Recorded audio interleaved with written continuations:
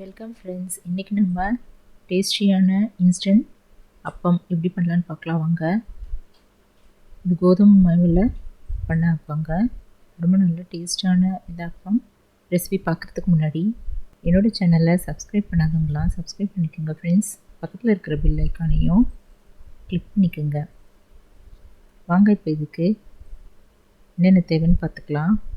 ஒரு கப் கோதுமை மாவு எடுத்துக்கலாங்க. அரை கப் பொடித்த வெல்லம் எடுத்துக்கலாம். 1.5 டீஸ்பூன் அரிசி மாவு எடுத்துக்கலாங்க. அரை ஸ்பூன் ஏலக்காய் தூள், ஒரு 3 ஸ்பூன் நம்ம தேங்காய் இதுக்குள்ளே திருவி எடுத்து வச்சுக்கலாம். இப்போது ஒரு சின்ன கிண்ணம் எடுத்துகிட்டு அதில் இந்த பொடித்த வெல்லம் போட்டுடலாங்க. அரை டம்ளர் தண்ணி ஊற்றிட்டு நல்லா கரைச்சிக்கலாம். கொஞ்ச நேரம் ஊறினாலே அது நல்லா கரைஞ்சிரும். நல்லா கரைச்சிட்டு வடிகட்டி எடுத்து வச்சுக்கலாங்க. இது நல்லா கரைஞ்சிருச்சு. கரண்டியில் இதை போல் நசுக்கிட்டு நல்லா கரைச்சிக்கலாம்.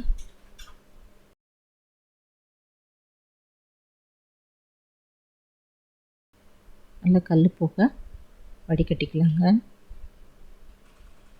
இப்போ இந்த வடிகட்டின வெள்ளை தண்ணியிலேயே நம்ம அந்த கோதுமை மாவு போட்டுக்கலாங்க.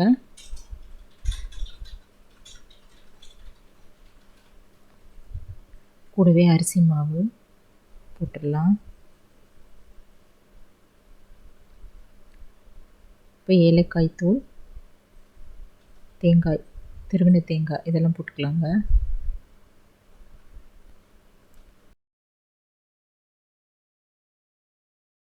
பிஞ்ச் ஆஃப் சால்ட் போட்டுடலாம். இப்போது கரண்டியில் நல்லா இப்படி கலந்து விட்டுலாங்க. கரைச்சிக்கலாம். இப்போ தண்ணி பத்தலைன்னா இன்னும் கொஞ்சமாக தண்ணி ஊற்றிக்கலாங்க. இல்லை தோசை மாவு பதத்துக்கு கரைச்சி எடுத்து வச்சுக்கலாம்.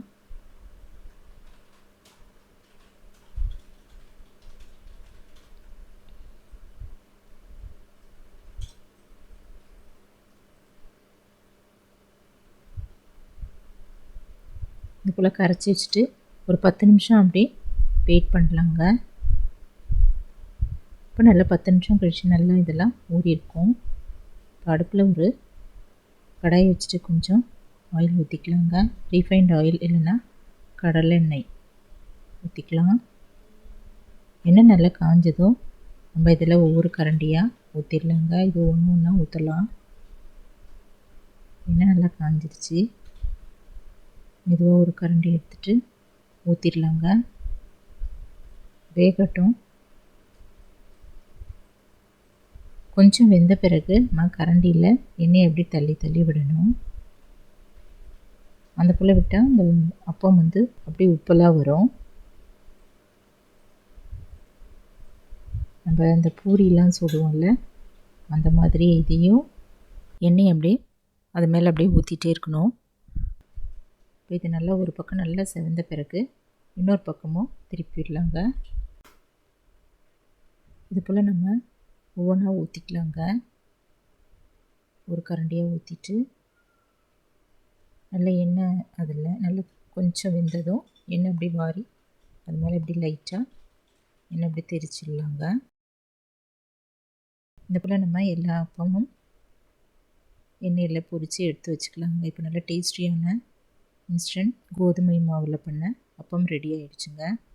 நீங்களும் இந்த டேஸ்டியான கோதுமை மாவு அப்பம் வீட்டில் செஞ்சு பாருங்கள் ஃப்ரெண்ட்ஸ். கோதுமை மாவு இருந்தால் ஒரு 10 நிமிஷத்துக்குள்ளேயே நம்ம இந்த இன்ஸ்டன்ட் அப்பத்தை தயார் பண்ணிடலாங்க. ரெடி பண்ணிடலாம்.